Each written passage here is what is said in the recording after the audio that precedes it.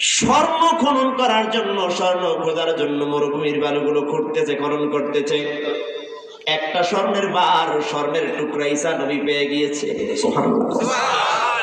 আবার বালুগুলো খনন করে আবার আর একটা স্বর্ণের বার পেয়ে গেছে। আবার বালুগুলো খনন করে আবার আর একটা স্বর্ণের বার পেয়ে গেছে। স্বর্ণের টুকরা হলো কয়টা? মানুষ কয়জন? এখানেই শেষ, আর স্বর্ণ ভাগ করতে পারবো না। আল্লাহুম্মা আমিন। ربنا ظلمنا أنفسنا وإن لم تغفر لنا وترحمنا لنكونن من الخاسرين।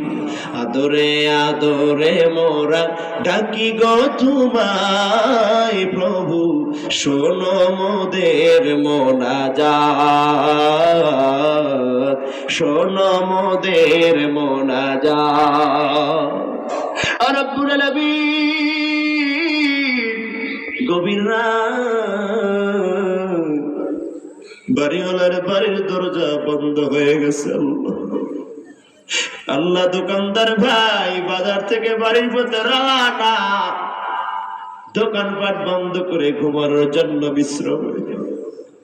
তোমার কোরআনের পাগল, তোমার নবীর সুন্নাতের পাগল, তোমার তাফসীর প্রেমিক বান্দারা আরামের বিছানাকে হারাম বানায় জান্নাতের বাগানে গুনাহের জন্য চাতক বাকির নাই ছাকায় আছে রে আল্লাহ।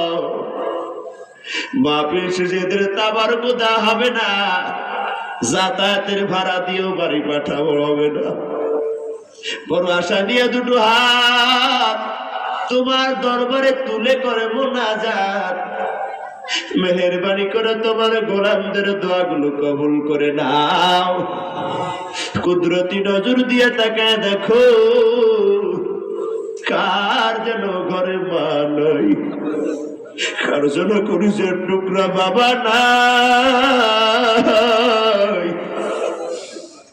রাত্র 2টা 3টা যত গভীর রাতে প্রোগ্রাম সেরে ঘরে ফিরলে, কোডিং বেল বাজানোর আগে, সালাম দেওয়ার আগে মা দরজা খুলে দেয়, বাবা বলে মাওলানা আসছে।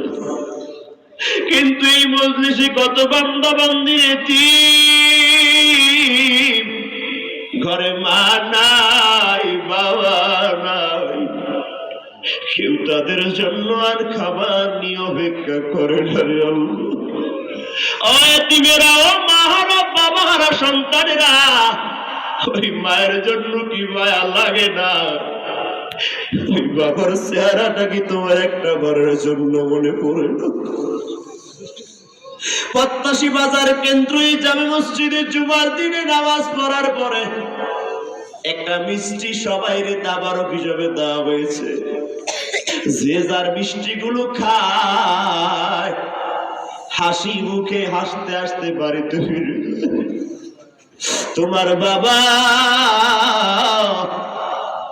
মিষ্টিটা কাগজি পেঁচায়া পেঁচায়া বাড়ির দিকে নিয়ে রওনা।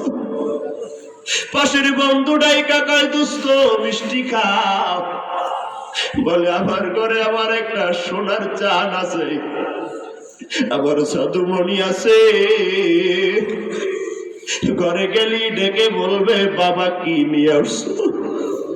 ঘরে গেলি বলবে বাবা মজা দাও, মজা দাও। সন্তানরে যদি দিতে না পারি আমার মনটার মানবে না। আমার সন্তানরে না খাওয়ায়া আমি বাবার পেটে খাবার যাবে। ও এতিমেরা রে,